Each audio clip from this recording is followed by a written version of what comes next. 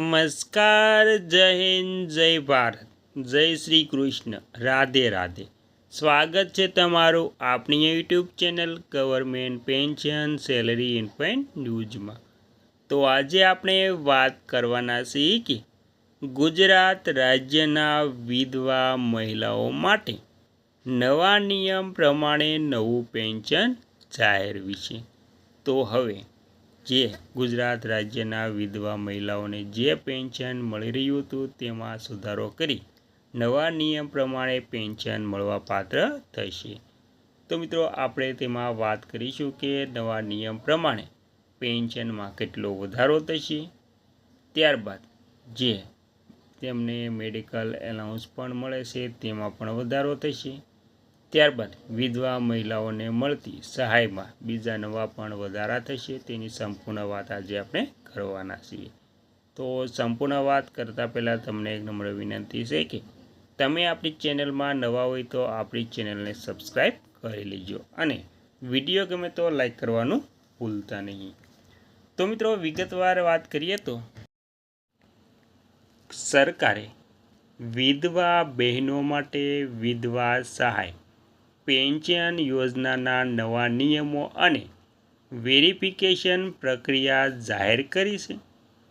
યોજના હેઠળ પાત્રતા ધરાવતી વિધવા મહિલાઓને દર મહિને રાજ્ય સરકાર દ્વારા આર્થિક સહાય પૂરી પાડવામાં આવે છે. સામાજિક ન્યાય અને અધિકારિતા વિભાગ દ્વારા જાહેર કરાયેલા નવા નિયમ અને વિગતો આ પ્રમાણે છે. તેમાં મહત્ત્વપૂર્ણ અપડેટ અને નવા નિયમો. તો તેમાં પહેલું છે ઘરે બેઠા વેરિફિકેશન એટલે કે KYC. પેન્શન સતત ચાલુ રાખવા માટે સરકારે તમામ લાભાર્થીઓ માટે વાર્ષિક વિગતોની ચકાસણી એટલે કે વેરિફિકેશન ફરજિયાત બનાવ્યું છે. ઓનલાઈન પ્રક્રિયા.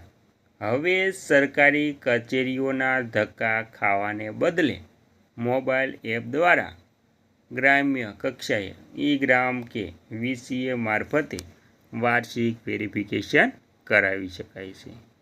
ત્યારબાદ પાત્રતા અને શરતો. ઉંમર. અરજદાર મહિલાની ઉંમર 18 વર્ષ કે તેથી વધુ હોવી જોઈએ. આવક મર્યાદાની વાત કરીએ તો કુટુંબની વાર્ષિક આવક મર્યાદા નક્કી કરેલા ધારાધોરણ મુજબ હોવી જોઈએ અને પુનઃલગ્ન નહીં. લાભાર્થી મહિલાએ બીજા લગ્ન કરેલા ન હોવા જોઈએ. ત્યારબાદ પેન્શનની રકમ.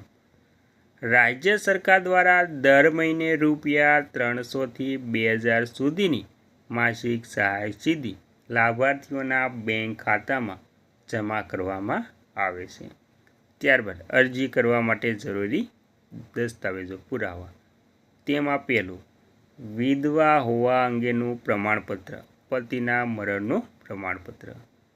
ત્યારબાદ આધાર કાર્ડ, પોતાના સંતાનોનું આવકનું પ્રમાણપત્ર, બેંક પાસબુક જેમાં DBT ચાલુ હોય.